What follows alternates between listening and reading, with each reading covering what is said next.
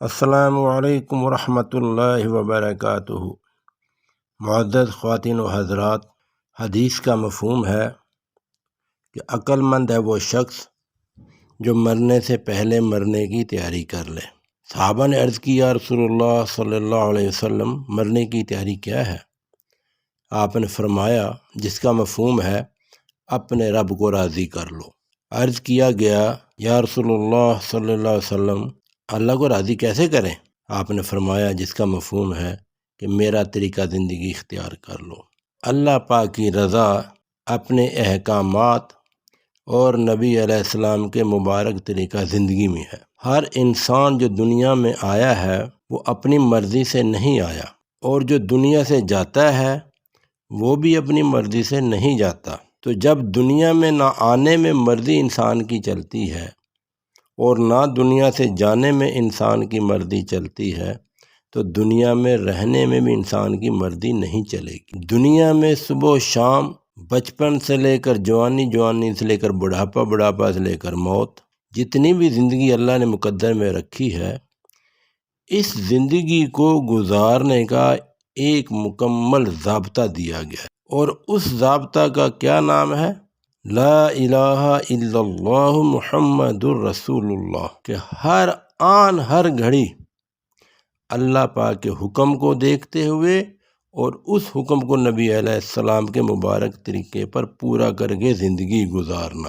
اب اس کے اوپر جو 24 گھنٹے کی زندگی گزرے گی یہ بنے گی، اور جو اس سے ہٹ کر زندگی گزرے گی وہ بگڑے گی۔ بننے سے مراد دنیا میں بھی اللہ پاک راحت، چین، سکون کی زندگی عطا فرمائیں گے، اور مرنے کے بعد اس کی قبر کو جنت کا باغ بنائیں گے، اس کے لیے پل صراط کا رستہ آسان فرما دیں گے، اور اس کو بغیر حساب کے جنت میں داخل فرما دیں گے۔ اور بگڑنے سے کیا مراد ہے؟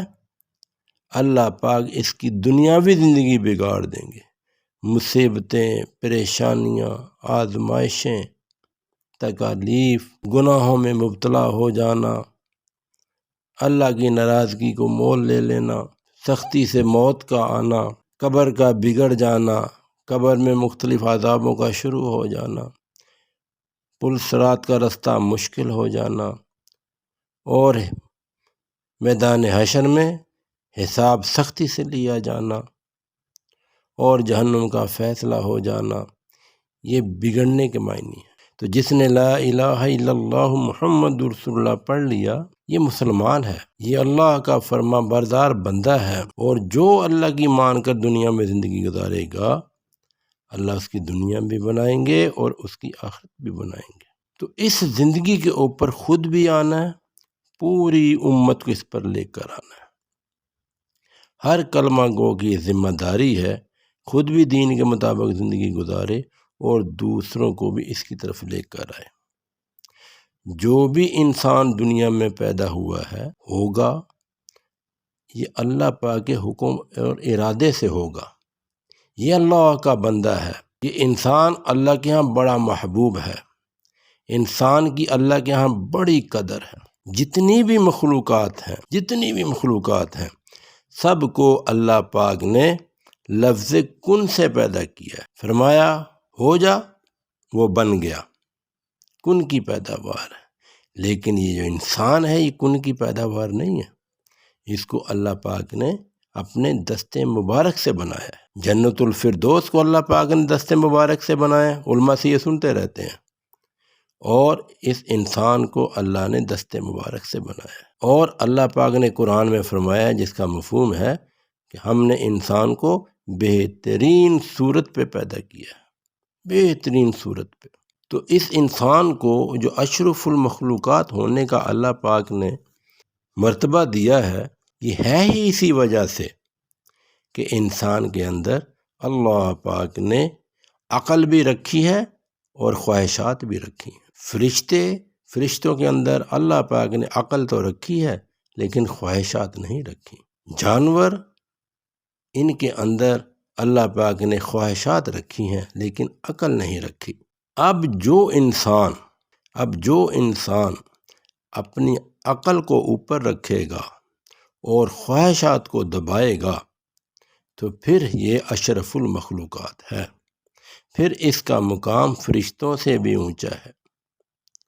لیکن اس کے برعکس اگر اس کی خواہشات نے اس کی عقل کو دبا لیا، پھر تو یہ ابتر المخلوقات ہے، پھر تو یہ جانوروں سے بھی برا ہے۔ اس لیے خواتین و حضرات، اللہ کے ہاں یہ انسان بڑا قیمتی ہے، اس کائنات کا دولہ ہے یہ انسان کی ہی وجہ سے کائنات کو وجود ہے۔ جب اس میں انسان نہیں رہے گا تو کائنات کو ختم کر دیا جائے گا، توڑ دیا جائے گا۔ اور انسانوں میں قیمتی ہے مسلمان، ایک مسلمان کی وجہ سے ساری دنیا میں ہر مخلوق کو اللہ پاک رزق دے رہے ہیں، دنیاوی نعمتوں سے نواز رہے ہیں، صرف اس مسلمان کی وجہ سے۔ جب یہ مسلمان آخری وہ بندہ جو اللہ اللہ کہنے والا ہوگا، اس کو بھی موت آ گئی، تو اللہ پاک اس کائنات کے وجود کو ختم فرما دیں گے۔ کائنات کے وجود کو ختم ہونے کا کیا مقصد؟ قیامت کا برپا ہو جانا، قیامت آ جائے گی۔ تو اس لیے گزارش یہ ہے کہ اس جو دنیاوی زندگی ہے اس کی قدر کریں، یہ بہت قیمتی ہے۔ یا تو یہ ہماری آخرت کو بنا رہی ہے یا ہماری آخرت کو بگاڑ رہی ہے۔ میرا ہر زبان سے نکلا ہوا بول یا تو مجھے جنت کے قریب کر رہا ہے یا مجھے جہنم کے قریب کر رہا ہے۔ میرا اٹھا ہوا ہر قدم یا تو مجھے جنت کے قریب لے کر جا رہا ہے یا مجھے جہنم کے قریب لے کر جا رہا ہے۔ آخرت کی زندگی کا دار و مدار اس دنیاوی زندگی پر ہے۔ حدیث میں آتا ہے جس کا مفہوم ہے کہ دنیا آخرت کی کھیتی ہے۔ جو دنیا کے اعتبار سے انسان کھیت میں بوتا ہے، کچھ عرصہ بعد اسی فصل کو وہ کاٹتا ہے۔ تو اسی طرح جو دنیا میں ہم اچھے اعمال کر کے، اللہ کے رضا والے کام کر کے، نبی علیہ السلام کی مبارک زندگی اختیار کر کے جو دنیا میں ہم زندگی گزار کر جائیں گے، تو آخرت میں انشاءاللہ وہی اچھے اعمال ہمارے لیے راہ نجات بنیں گے، وجہ نجات بنیں گے۔ اور اگر ہم دنیا میں اللہ اور اللہ کے نبی صلی اللہ علیہ وسلم کی احکامات و زندگی کو نظر انداز کر کے جائیں گے تو میرے بھائی بڑا ہی نقصان اور گھاٹے کا سودا ہے۔ تو جو میں نے پہلے حدیث عرض کی جس کا مفہوم ہے کہ انسان عقل مند وہ ہے جو مرنے سے پہلے مرنے کی تیاری کر لے، اصل میں مرنے کی تیاری بھائی یہی ہے۔ تو خواتین و حضرات، گزارش آپ سے یہ ہے کہ جو چینل بنایا گیا ہے اس کے پیچھے فقط یہی خواہش ہے، یہی مقصد ہے، یہ کوشش ہے کہ یہ امت کامیاب ہو جائے، اس امت کو جس مقصد کے لیے اللہ پاک نے بھیجا ہے یہ اس مقصد پر آ جائے۔ حضرت شاہ ولی اللہ رحمۃ اللہ علیہ فرماتے ہیں کہ اس امت کو سب سے آخر میں بھیجنے کے اللہ کے ہاں دو مقصد تھے۔ ایک مقصد تو یہ تھا کہ اللہ پاک کا نام پوری کائنات میں چپے چپے پر عام ہو جائے۔ اللہ پاک اپنا تعارف کرانے میں کسی کے محتاج نہیں ہے، لیکن اللہ پاک نے یہ شرف اس امت کو بخشا ہے۔ اللہ پاک اس امت کو یہ شرف بخشنا چاہتے تھے کہ یہ امت میرا تعارف کروائے۔ اور دوسرا اللہ کا مقصد کہ یہ دین اسلام سارے کے سارے باطل دینوں پر غالب آ جائے۔ یہ بھائی بہت قیمتی امت ہے، بہت قیمتی امت ہے۔ اس امت میں پیدا ہو جانا بڑے ہی فخر کی بات ہے، بڑے ہی نصیب کے سودے ہیں۔ ایک عالم سے سنا کہ اس امت کو اللہ نے قرآن میں فرمایا ہے جس کا مفہوم ہے کہ اس امت کو چھانٹا گیا ہے۔ ان عالم صاحب نے چھانٹنے کی ایک مثال دی کہ جس طرح ایک ریڑھی والا منڈی میں جاتا ہے، فروٹ منڈی میں، اور وہاں سے ایک سیبوں کا کریٹ خریدتا ہے، اس کو ریڑھی کے اوپر کھولتا ہے اور سیب جو ہے ان کو اندر سے نکال کر اپنے کپڑے سے صاف کر کے ان کی درجہ بندی کرتا ہے۔ اچھے صاف خوبصورت جو سیب ہوتے ہیں ان کی ایک جگہ ڈھیری لگاتا ہے، تو جو ذرا کم درجے کے سیب ہوتے ہیں ان کو دوسری ڈھیری لگاتا ہے، اور ذرا اور زیادہ کم درجے کے ہوتے ہیں ان کی تیسری ڈھیری لگاتا ہے۔ اب جو اول درجے کے سیب ہیں ان کی قیمت تو ہے 500 روپے کلو، جو ذرا کم درجے کے سیب ہیں ان کی قیمت ہے 250-300 روپے کلو، اور ذرا تیسرے درجے کے سیب ہیں ان کی ہے 100-150 روپے کلو۔ ایک ہی کریٹ سے نکلے ہوئے سیب اور ان کی درجہ بندی کی گئی ہے، ان کی خوبصورتی، ان کی کوالٹی کے اعتبار سے۔ تو جب اللہ پاک نے اس امت کو چھانٹا، عالم ارواح میں ساری کی ساری روحوں کو اکٹھا کیا، تو اللہ پاک نے سب سے پہلے انبیاء علیہ السلام کی ارواح مبارک کو ایک طرف رکھا، پھر ہر نبی علیہ السلام کے لیے امتیوں کا انتخاب کیا گیا۔ ایک روح کو پکڑا، اللہ نے فرمایا یہ ابراہیم علیہ السلام کا امتی ہوگا، اس کو ایک طرف رکھ دیا۔ پھر دوسری روح کو پکڑا کہ یہ موسیٰ علیہ السلام کا امتی ہوگا، اس کو ایک طرف رکھ دیا۔ پھر تیسری روح کو پکڑا، یہ یحییٰ علیہ السلام کا امتی ہوگا، یہ زکریا علیہ السلام کا امتی ہوگا، یہ عیسیٰ علیہ السلام کا امتی ہوگا، یہ موسیٰ علیہ السلام کا امتی ہوگا، یہ الیاس و ہارون علیہ السلام کا امتی ہوگا، ادریس علیہ السلام کا امتی ہوگا، یہ ایوب علیہ السلام کا امتی ہوگا، یہ یوسف علیہ السلام کا امتی ہوگا، یہ اسحاق علیہ السلام کا امتی ہوگا۔ ہر نبی کے لیے امتیوں کو اللہ نے تقسیم کیا ایسے، لیکن ایک روح کو پکڑا، اس کو دیکھا اور اپنے پہلو میں رکھ لیا، قریب رکھ لیا کہ یہ میرے حبیب کا امتی ہوگا، یہ میرے حبیب کا امتی ہوگا۔ تو حضور صلی اللہ علیہ وسلم کا ہر امتی چھانٹا ہوا ہے، چنا ہوا ہے۔ اللہ پاک نے قرآن میں فرمایا، جس کا مفہوم ہے انبیاء علیہ السلام کے بارے میں، کہ میرے چنے ہوئے بندے، چھانٹے ہوئے لوگ، یعنی کہ جس کو اللہ پاک نبوت کے درجے پر فائز کرتے ہیں وہ اللہ کی سلیکشن ہوتی ہے، اللہ پاک کی سلیکشن ہوتی ہے، اللہ کا انتخاب ہوتا ہے، اللہ جس کو چاہے۔ اور اسی طرح اللہ پاک نے تمام امتوں میں سے اس امت کو چھانٹا ہے۔ ان کے بارے میں کہا گیا ہے انبیاء علیہ السلام کے بارے میں میرے چنے ہوئے بندے، اور اس امت کے بارے میں کہا گیا ہے میری چنی ہوئی امت۔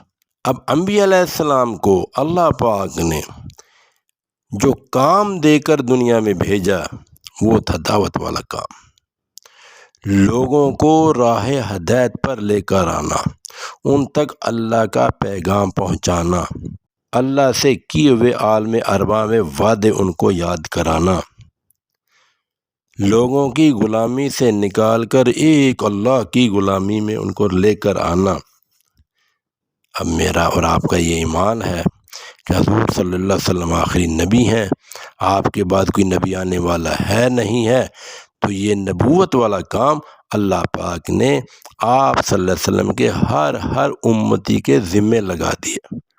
ہر امتی کی ذمہ داری ہے، ہر امتی کے یہ کام ذمے ہیں۔ کیا؟ امر بالمعروف اور نہی عن المنکر، اچھی بات کا حکم کرنا اور بری بات سے منع کرنا، اور خود بھی اس پر عمل کرنا، یہ اس امت کا کام ہے۔ کیوں؟ ختم نبوت کی برکت سے، ختم نبوت کی وجہ سے۔ اب نبی کوئی نہیں آئے گا، لیکن حضور صلی اللہ علیہ وسلم کی نبوت جو ہے یہ ہر انسان کے لیے، ہر مخلوق کے لیے۔ آپ صلی اللہ علیہ وسلم انسانوں کے بھی نبی، جنات کے بھی نبی، جمادات کے، نباتات کے، ہر چیز کے آپ صلی اللہ علیہ وسلم نبی، اور قیامت تک کے لیے آپ کا نبوت کا زمانہ۔ اب اس امت کی، نبی علیہ السلام کے ہر امتی کی یہ ذمہ داری ہے کہ خود بھی اللہ کے احکامات کو دیکھتے ہوئے زندگی گزارنا، اور نبی علیہ السلام کے مبارک طریقے کے ساتھ گزارنا، اور دوسروں کو بھی پیار محبت سے اس کی طرف لے کر آنا۔ تو معزز خواتین و حضرات، یہ ایک کاوش ہے جس کی ایک بہت سے علماء کرام، مفتی حضرات، بہت سے اسکالر یہ کام کر رہے ہیں، اخبارات کی صورت میں ہو رہا ہے، رسائل کی صورت میں ہو رہا ہے، یہ چینل کی صورت میں ہو رہا ہے، کتابوں کی صورت میں ہو رہا ہے، بڑے لوگ اپنا اپنا حصہ ڈال رہے ہیں۔ تو فقط یہ جو چینل ہے اس کے پیچھے مین بنیاد یہی ہے کہ انسانیت اپنے جس مقصد کے لیے اس کو دنیا میں بھیجا گیا ہے اس پر واپس آ جائے۔ یہ بھی ایک ادنا سی کوشش ہے۔ اللہ پاک اس عمل کو قبول فرمائے، ریاکاری سے، بدعت سے، نفاق سے، شرک سے، کینہ سے، بغض سے اللہ پاک اس کو محفوظ فرمائے، اور اس کا کوئی مقصد، دوسرا مقصد کوئی نہیں ہے۔ اور ایک گزارش اور، یہ کوئی مسلک کی بات نہیں ہے، کسی مسلک کی دل آزاری کرنا، کسی کے خلاف کوئی ایسی بات کرنا، وہ انشاءاللہ اس چینل پہ نہیں ملے گی۔ اس چینل کی بنیاد ہی لا الہ الا اللہ محمد الرسول اللہ ہے۔ اب جس نے یہ کلمہ پڑھا ہے اس کی ذمہ داری ہے کہ خود بھی نبی علیہ السلام کی زندگی کو اللہ کے حکموں کے مطابق اختیار کرتے ہوئے اپنی زندگی کو گزارے اور دوسروں کی فکر کرے۔ اب یہ جو کلمہ ہے حدیث میں آتا ہے کہ اس کلمے کے ہر انسان کے اوپر 5 حق ہیں۔ ایک حق تو اس کا یہ ہے کہ اس کلمے کو زندگی میں ایک دفعہ پڑھے۔ حدیث میں آتا ہے جس کا مفہوم ہے جو بندہ ایک دفعہ کلمہ پڑھ لیتا ہے لا الہ الا اللہ محمد الرسول اللہ، وہ دائرہ اسلام میں داخل ہو گیا اور اس کے پچھلے سارے گناہ معاف ہو گئے، چاہے اس نے 70 سال کی یا 100 سال کی زندگی عمر میں پڑھا ہو، پچھلے زندگی کا اس سے کوئی سوال نہیں کیا جائے گا۔ ایک حق تو یہ ہے کہ زندگی میں ایک دفعہ اس کو پڑھ لینا۔ دوسرا حق کلمے کا یہ ہے کہ اس کو صحیح عربی لہجے میں پڑھنا، لا الہ الا اللہ محمد الرسول اللہ، عربی لہجے میں پڑھنا۔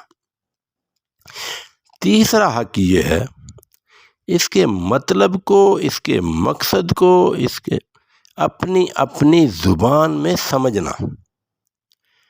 اردو والا اردو میں سمجھے، پشتو والا پشتو میں سمجھے، بلوچی والا بلوچی میں سمجھے، سندھی والا سندھی میں سمجھے، سرائکی والا سرائکی میں سمجھے، انگلش والا انگلش میں سمجھے، جرمن جرمنی میں سمجھے، رشین اپنی رشین زبان میں سمجھے۔ جتنی بھی دنیا میں زبانیں ہیں، چائنا والے ہیں، جاپان والے ہیں، ملیشیا والے ہیں، افریقہ والے ہیں، 7 بر اعظموں میں بسنے والے لوگ جتنی بھی زبانیں مختلف بولتے ہیں، اپنے ملکوں اور علاقوں، جزیروں، خطوں کے اعتبار سے، جنگلوں میں رہنے والے، پہاڑوں میں رہنے والے، میدانوں نخلستانوں میں رہنے والے، ہر انسان، چاہے وہ گورا ہے، کالا ہے، امیر ہے، غریب ہے، بادشاہ ہے، فقیر ہے، اپنی زبان میں اس کلمے کے مطلب کو اور مقصد کو سمجھے۔ اور اس کلمے کا چوتھا حق یہ ہے کہ اس کلمے کے مطابق اپنی زندگی کو گزارے۔ کلمے نے جس کام کا کرنے کا کہا ہے اس کام کو کیا جائے، اور جس کام سے منع کیا اس سے منع ہو جائے۔ اور 5واں حق اس کلمے کا یہ ہے کہ اسے دوسروں تک پہنچائے، اسے دوسروں تک لے کر جائے۔ اس کے لیے جان، مال، وقت کی قربانی دینا، اپنے آپ کو وقف کر دینا۔ اسلام میں رہبانیت نہیں ہے کہ جنگلوں بیابانوں میں ہو، نہیں، لوگوں میں رہ کر زندگی گزارنا، اپنے لوگوں میں رہ کر زندگی گزارنا، اور ان لوگوں میں رہتے ہوئے نبی علیہ السلام کی زندگی اختیار کرنا۔ حضور صلی اللہ علیہ وسلم بحیثیت باپ،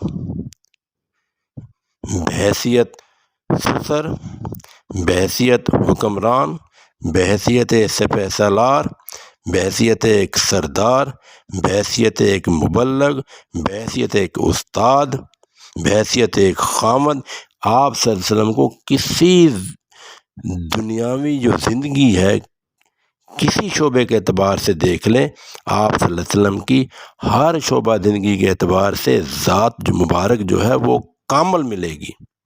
آپ صلی اللہ علیہ وسلم نے ہر شعبہ زندگی میں جو بھی کام کیا ہے وہ خوبصورت طریقے سے کیا ہے اور اس کا ایک نمونہ دیا ہے۔ تو حضور صلی اللہ علیہ وسلم والی زندگی مبارک جو زندگی ہے، اس کو اختیار کرنے کے لیے نہ مال کی ضرورت، نہ کسی خاص علاقے کی ضرورت، ہر انسان اپنے ماحول میں رہتے ہوئے حضور صلی اللہ علیہ وسلم والی زندگی کو اختیار کر سکتا ہے۔ اس لیے اللہ پاک نے آپ صلی اللہ علیہ وسلم کی مبارک زندگی کو پوری انسانیت کے لیے نمونہ بنایا، پوری انسانیت کے لیے نمونہ بنایا، اور یہ بات اللہ پاک نے قرآن میں فرمائی ہے۔ تو اس زندگی کو اول درجہ میں جن لوگوں نے اختیار کیا ان کو ہم بڑے محبت سے، پیار سے، عقیدت سے صحابہ کہتے ہیں۔ یہ ایک ایسی جماعت ہے جو اللہ پاک نے نبی علیہ السلام کی مصاحبت کے لیے خود منتخب فرمائی، اور اس جماعت نے حضور صلی اللہ علیہ وسلم سے محبت کا حق ادا کیا۔ آپ صلی اللہ علیہ وسلم کی ہر بات پر لبیک کہا۔ آپ صلی اللہ علیہ وسلم کا جہاں پسینہ مبارک گرتا تھا وہاں یہ خون بہانے کے لیے تیار رہتے تھے، محبت کا حق ادا کر دیا۔ اتنے محبوب، اتنے عاشق کہ نبی علیہ السلام کی ایک ایک ادا پر مر مٹنے والے یہ لوگ تھے۔ تو انشاءاللہ العزیز ان حضرات کی زندگیوں کی مثالیں، ان کا جو طریقہ زندگی، نبی علیہ السلام سے محبت، اور جن کے بارے میں آپ صلی اللہ علیہ وسلم نے فرمایا جس کا مفہوم ہے کہ میرے صحابہ ستاروں کی مانند ہیں، ایک کے پیچھے بھی چلو گے تو منزل کو پہنچ جاؤ گے۔ تو انشاءاللہ اس چینل میں انہی صحابہ مبارک ہستیوں کی زندگیوں کا تذکرہ کیا جائے گا انشاءاللہ العزیز، اور خصوصی طور پر اس کے لیے دعا بھی کریں کہ اللہ پاک اس ادنیٰ سی کاوش کو اپنی بارگاہ میں قبول فرمائے اور اس سے پوری امت کے لیے، انسانیت کے لیے ہدایت کا ذریعہ بنائے۔ آمین یا رب العالمین۔